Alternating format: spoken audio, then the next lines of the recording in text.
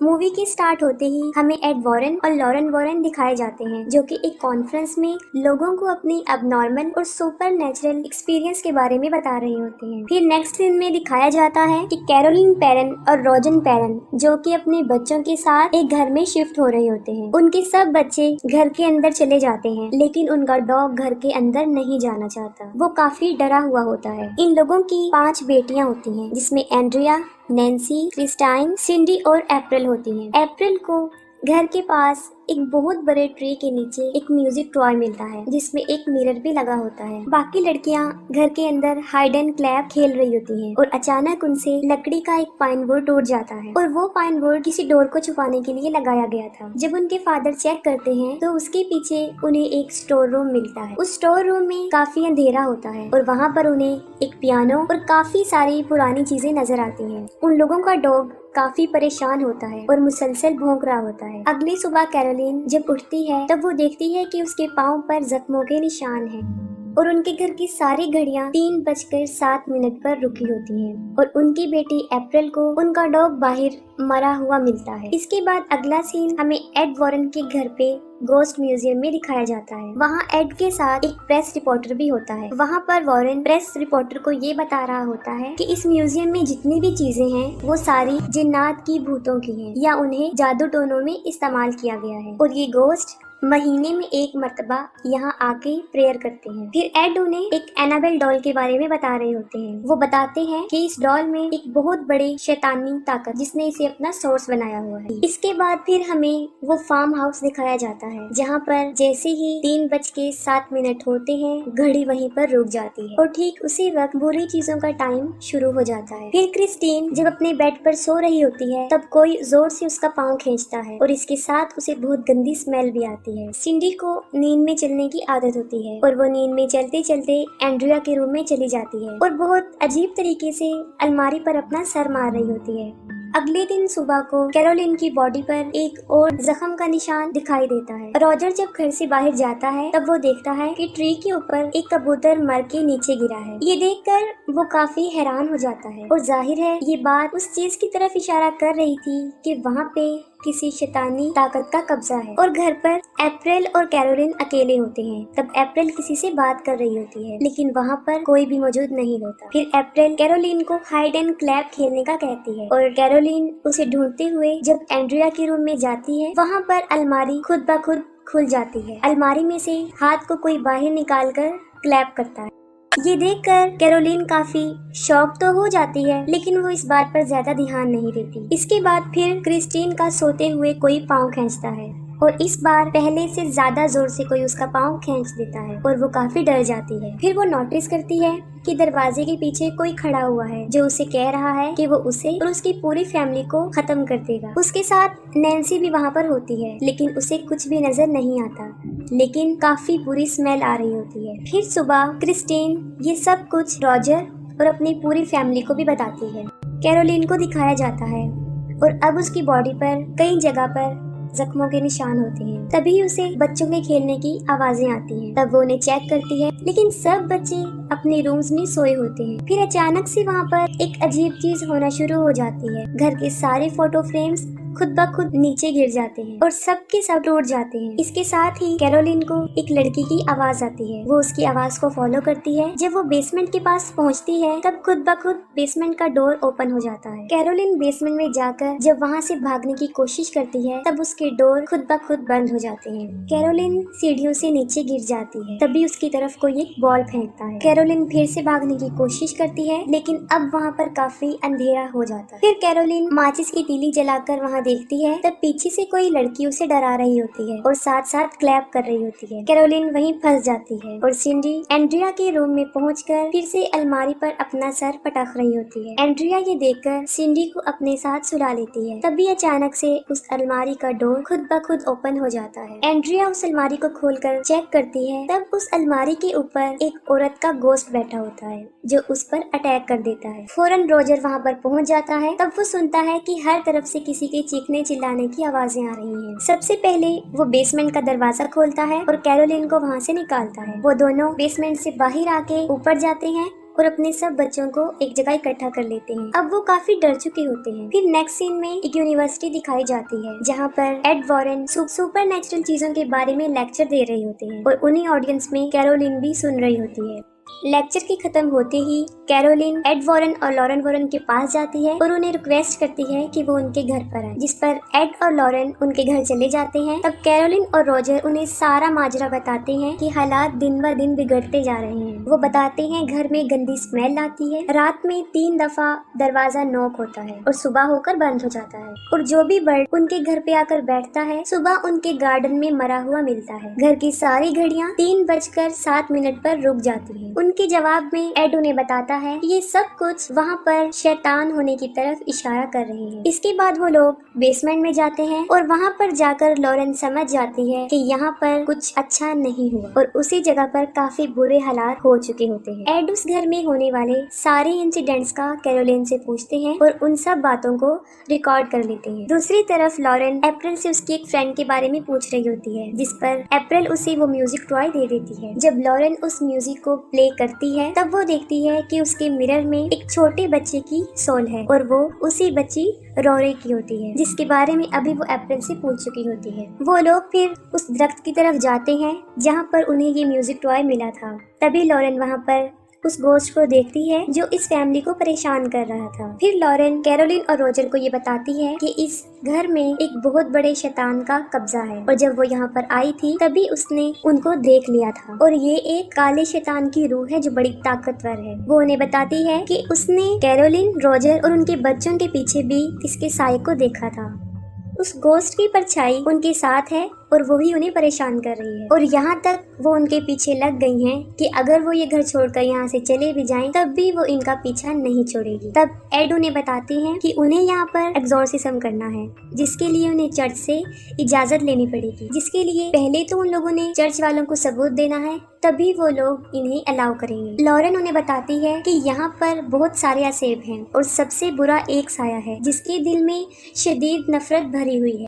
और रात को एड जब उस रिकॉर्डर को प्ले करता है तब उसे सिर्फ अपनी आवाज आती है, उसमें कैरोलिन और रोजर की कोई रिकॉर्डिंग प्ले नहीं होती।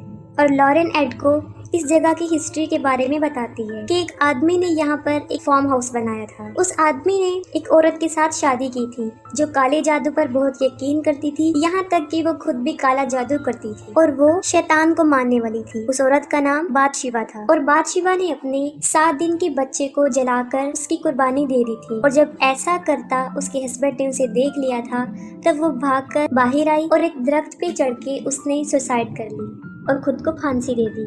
इस इंसिडेंट के बाद उस घर में कई ज्यादा डेथ्स हुई, जैसे रोरी नाम का एक बच्चा गुम हो गया था और उसके गम में उसकी माँ ने उसी घर के स्टोर रूम में सुसाइड कर ली थी। इसके अलावा उस घर की एक नेबर ने भी वहाँ पर सुसाइड की और एक बच्चे की वहाँ पर मौजूद एक तालाब डूबने से मौत हो गई थी। वो लोग जब ये बातें कर रहे होते हैं तब अचानक से प्लेयर खुद ब खुद प्ले हो जाता है और अब एड की आवाज के साथ एक गोस्ट की आवाज भी आती है जो कि काफी खौफनाक थी और उस वक्त टाइम भी 3:07 हो रहे होते हैं। अगले दिन एड और लॉरेन रॉजर के घर पे जाते हैं और सारे सबूत इकट्ठे करते हैं ताकि वो चर्च को दिखा सके।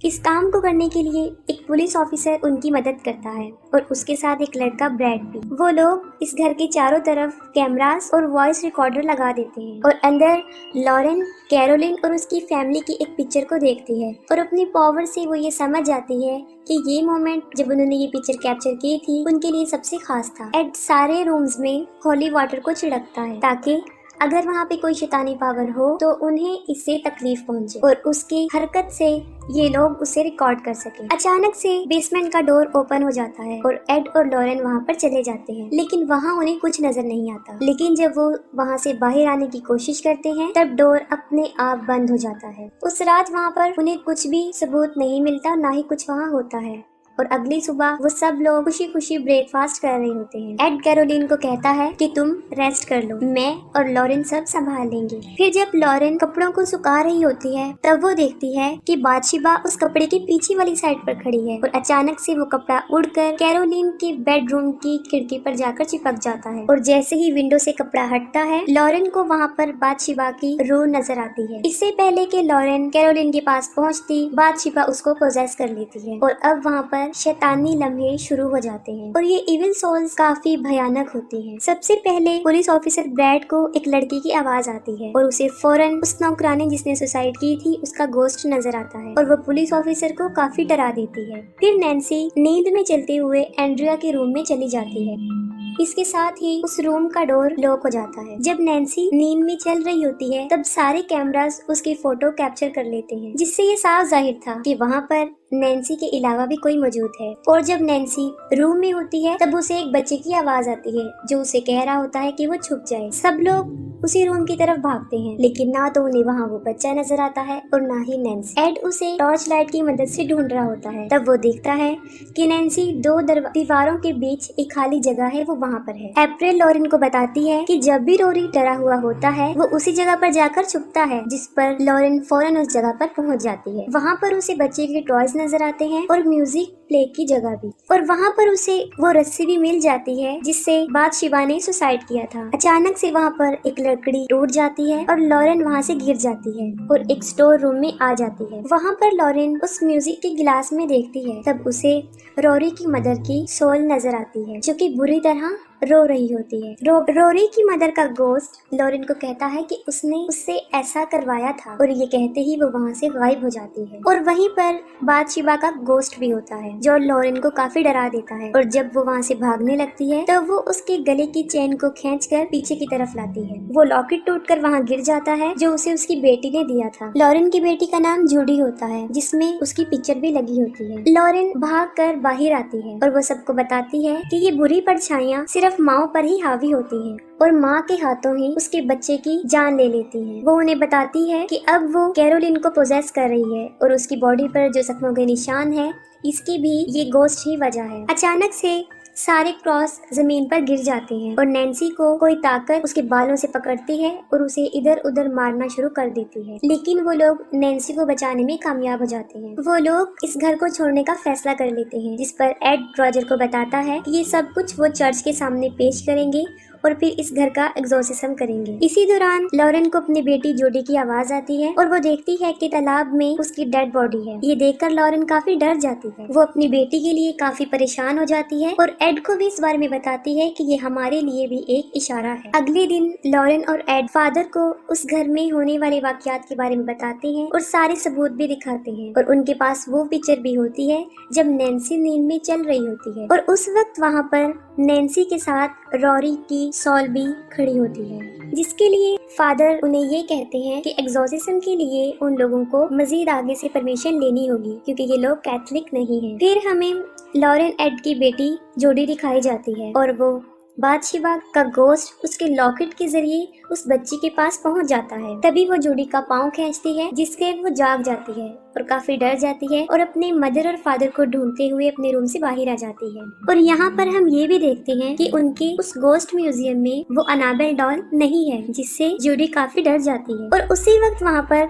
बादशिबा नजर आती है जिसकी गोद में वो अनाबेल डॉल बैठी होती है। बादशिबा जोडी को डराती है और उसे नुकसान पहुंचाने की कोशिश भी करती है, लेकिन बिल्कुल ठीक वक्त पर एड और लॉरेन वहां पर पहुंच जाते हैं और अपनी बेटी की जान बचा लेते हैं। और दूसरी तरफ कैरोलिन अप्रैल और क्रिस्टाइन को अपने साथ कहीं पर लेकर जा रही होती है, और जैसे इस बात का रोजर को पता चलता है वो फौरन एड को इन्फॉर्म करता है। लॉरेन उसे बताती है कि वो अपने बच्चों को लेकर उस घर में जा रही है क्योंकि ये सारी शैतानी ताकतें माओ पर अपना असर जमा कर उनसे अपने बच्चे की डेथ करवाती हैं। और ये सब लोग दोबारा उस घर में चले जाते हैं। जैसे ही ये लोग वहाँ पर पहुँचते हैं तब कैरोलिन क्रिस्टाइन को मारने वाली होती है, लेकिन वो लोग क्रिस्टाइन को बचा लेते हैं और उसे कार में बिठा देते हैं। अप्रैल इस इंसिडेंट को देखकर काफी डर जाती है और किसी जगह पर जाकर छुप जाती है। और जब वो लोग कैरोलिन को घर से बाहर निकालने की कोशिश करते हैं तब वो गोस्ट उसको नुकसान पहुंचाने की कोशिश करता है और कैरोलिन को बाहर जाने नहीं देती। और लॉरेन फौरन समझ जाती है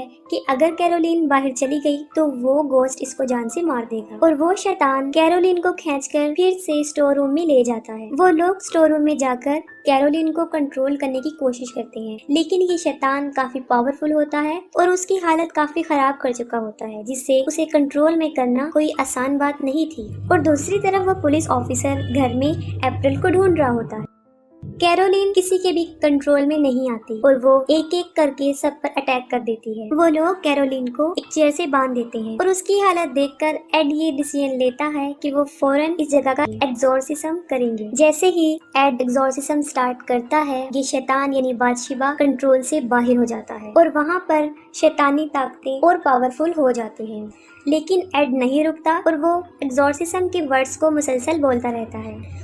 और फिर हमें एक अजीब मंजर दिखाया जाता है कि वो शैतान इस एग्जॉर्सिज्म को रोकने के लिए उस चेयर को हवा में उछाल देता है और साथ ही उस कुर्सी को नीचे गिराकर उस कुर्सी को भी तोड़ देता है और इससे कैरोलिन की सारी रस्सियां खुल जाती हैं और वो एड को मुख्तलिफ तरीकों से मारने की कोशिश करती है। और उसी दौरान थॉमस को भी अप्रैल मिल जाती है और जैसे ही कैरोलिन को पता चलता है कि अप्रैल कहाँ पर छुपी हुई है, वो उसे मारने के लिए उसकी तरफ बढ़ती है। लेकिन इससे पहले कि कैरोलिन उसे मारती, एड वहाँ पर पहुंचकर एग्जॉर्सिज्म कंप्लीट करता है और एड बादशिबा को कसम देता है जिसे वो मानती है कि वो वहाँ से वापस चली जाए। लेकिन अभी भी वो शैतान कैरोलिन पर हावी होता है और तब लॉरेन और रॉजर उसकी मदद करते हैं। वो लोग कैरोलिन को उसकी फैमिली और उसके बच्चों की यादों के सहारे उसे पावरफुल बनाते हैं ताकि वो इस गोस्ट का मुकाबला करे। और एट लास्ट कैरोलिन की फैमिली और उसके बच्चों का प्यार उसके लिए जीत जाता है और वो शैतानी गोस्ट कैरोलिन को मजबूरन छोड़कर वहाँ से चला जाता है और कैरोलिन भी अपनी नॉर्मल हालत में वापस आ जाती है। वो लोग फिर से अपनी जिंदगी हंसी खुशी गुजारने लगते हैं और अप्रैल लॉरेन को उसका लॉकेट उसे वापस देती है और एंड सीन में एड उस म्यूजिक प्लेयर को अपने म्यूजियम में रख देते हैं और इसके साथ ही मूवी एंड हो जाती है।